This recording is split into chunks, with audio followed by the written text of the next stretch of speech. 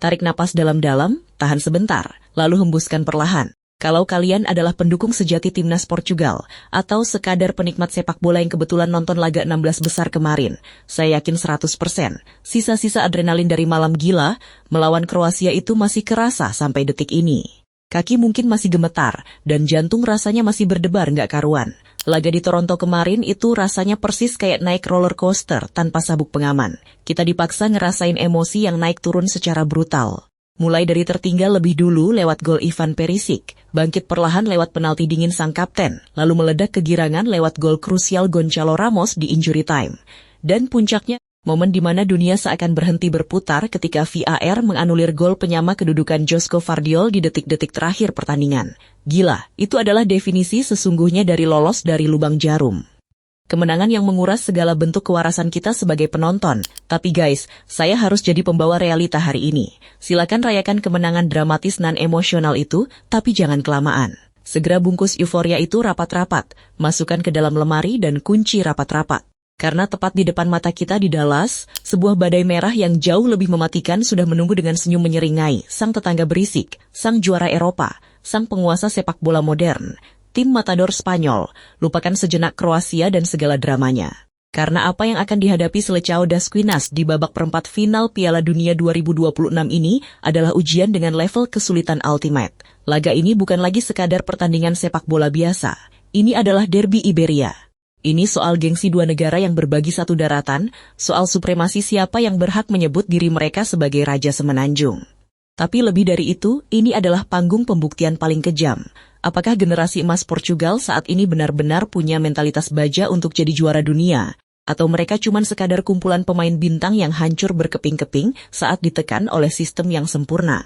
Mari kita bedah tuntas. Kenapa Spanyol adalah monster yang paling dihindari oleh semua tim di turnamen ini? Dan bagaimana Roberto Martinez harus meracik taktik super jenius yang mungkin belum pernah dia gunakan sebelumnya? Jika tidak ingin melihat Cristiano Ronaldo dan kawan-kawan angkat koper lebih awal, kita mulai dari sang lawan. Buang jauh-jauh stigma lama di kepala kalian kalau Spanyol adalah tim membosankan yang cuma bisa passing 1000 kali di tengah lapangan tanpa kejelasan arah. Spanyol versi 2026 di bawah asuhan Luis de la Fuente adalah entitas monster yang sangat berbeda. Mereka sudah berevolusi dari sekadar penguasa bola menjadi pembunuh berdarah dingin.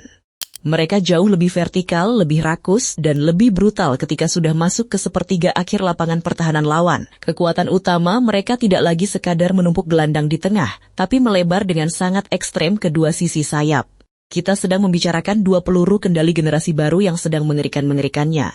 Lamine Yamal di sisi kanan dan Nico Williams di sisi kiri. Tolong dicatat, mereka berdua ini bukan sekadar winger biasa yang cuma bisa lari kencang. Mereka adalah perusak sistem pertahanan. Kapanpun dua anak muda ini memegang bola, alarm bahaya di pertahanan lawan otomatis menyala merah.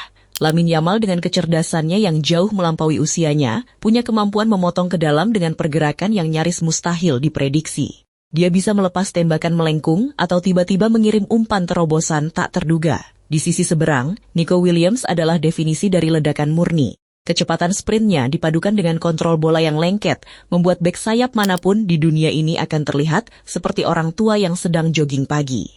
Mereka berdua membuat Spanyol punya dimensi serangan yang sangat lebar, memaksa pertahanan lawan untuk meregang, dan disitulah celah fatal biasanya tercipta. Lalu, bagaimana dengan lini tengah mereka? Sayangnya buat Portugal, disinilah Spanyol masih mempertahankan DNA penguasaan bola tingkat dewa mereka. Trio lini tengah yang biasanya diisi oleh Pedri, Fabian Ruiz, dan Rodri sebagai jangkar utama adalah mesin metronom yang bisa mencekik lawan perlahan-lahan sampai kehabisan napas. Spanyol akan memaksa Portugal bermain tanpa bola dalam waktu yang sangat lama. Spanyol tidak akan terburu-buru. Mereka akan mengalirkan bola dari kiri ke kanan, dari kanan ke kiri, memancing pemain Portugal keluar dari posisinya, memancing rasa frustrasi, dan begitu ada celah sekecil jarum saja. Umpan mematikan akan meluncur membelah pertahanan. Ini bukan cuma sekadar taktik menyerang, ini adalah siksaan psikologis. Dan ini adalah alarm bahaya level tertinggi untuk lini pertahanan Portugal. Lantas pertanyaannya, bagaimana Portugal bisa selamat dari teror matador ini? Apakah ada resep rahasia untuk mematikan mesin Spanyol? Jawabannya ada, dan itu terangkum dalam dua kata yang sangat berat untuk dilakukan kedisiplinan ekstrem. Lini pertahanan Portugal yang dipimpin oleh sang Jenderal Ruben Dias akan menjalani hari yang paling melelahkan, paling menguras keringat, dan paling menuntut konsentrasi tinggi dalam hidup mereka. Diogo Costa, yang tampil bak dewa dengan penyelamatan-penyelamatan gilanya saat melawan Kroasia kemarin, harus bersiap mental untuk dibombardir hujan tembakan dari segala sudut. Tapi, pertempuran sesungguhnya, titik hidup dan mati Portugal di laga ini akan terjadi di dua sisi flank atau sayap pertahanan.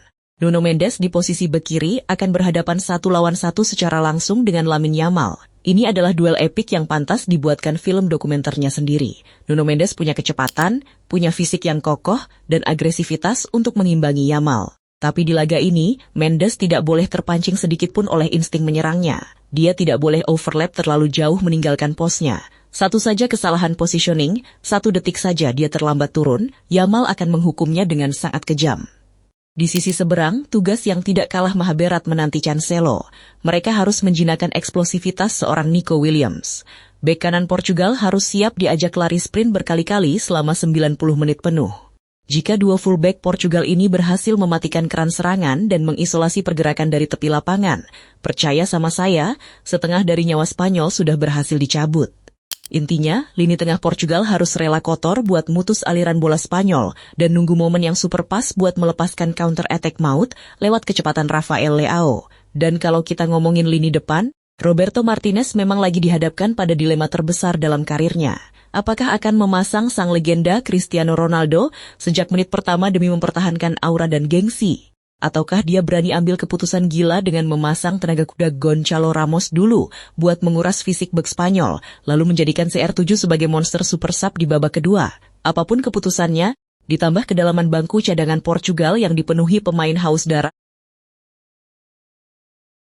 pergantian pemain di babak kedua bakal jadi kunci penentu hidup dan mati di laga ini. Sekarang, mari kita masuk ke menu utama yang paling ditunggu-tunggu. Adu mekanik dua pelatih jenius. Laga ini bukan cuma soal siapa pemain yang paling jago gocek di lapangan, tapi ini adalah panggung catur raksasa antara Luis de la Fuente di kubu Spanyol, melawan Roberto Martinez di kubu Portugal. Di sudut merah kita punya Luis de la Fuente.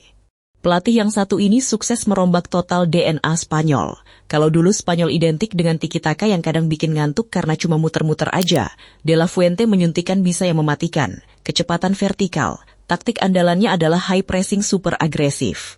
Begitu Spanyol kehilangan bola dalam hitungan 3 detik, minimal ada 2-3 pemain yang langsung mengerubungi lawan. Dia menginstruksikan anak asuhnya buat secepat mungkin mindahin bola ke sisi sayap, ngebiarin Lamine Yamal dan Nico Williams buat ngelakuin sprint dan ngacak-ngacak pertahanan dari area flank.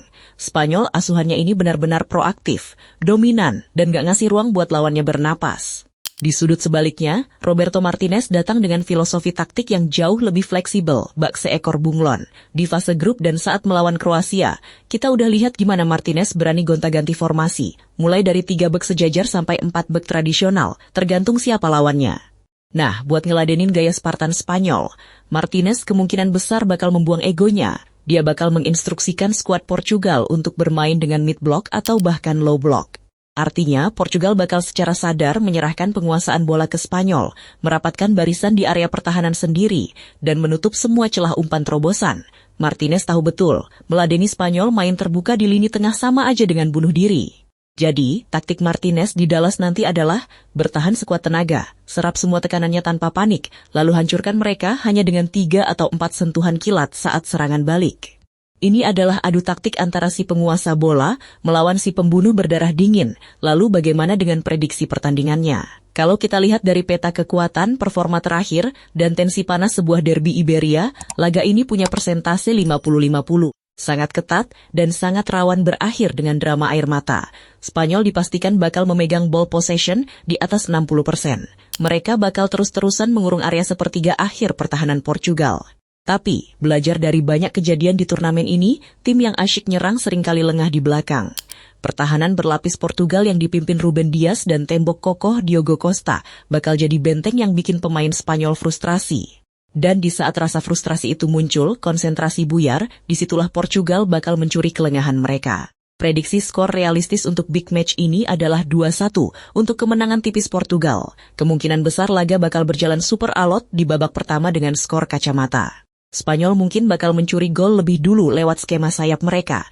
Tapi Portugal dengan mentalitas juara dan kejelian pergantian pemain dari Martinez di babak kedua bakal membalikan keadaan lewat skema transisi cepat dan efektivitas set piece. Tapi siap-siap aja senam jantung, karena peluang laga ini dipaksa berlanjut sampai babak extra time atau bahkan adu penalti juga sangat besar. Nah, itu tadi analisis taktik kedua pelatih dan prediksi skor dari kita buat derby Iberia yang super panas ini. Sekarang, seperti biasa, gue pengen buka ruang debat dan denger opini paling tajam dari kalian semua.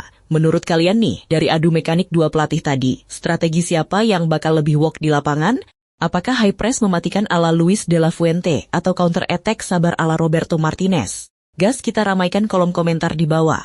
Kita debat sehat di bawah sekarang. Sampai jumpa di video berikutnya.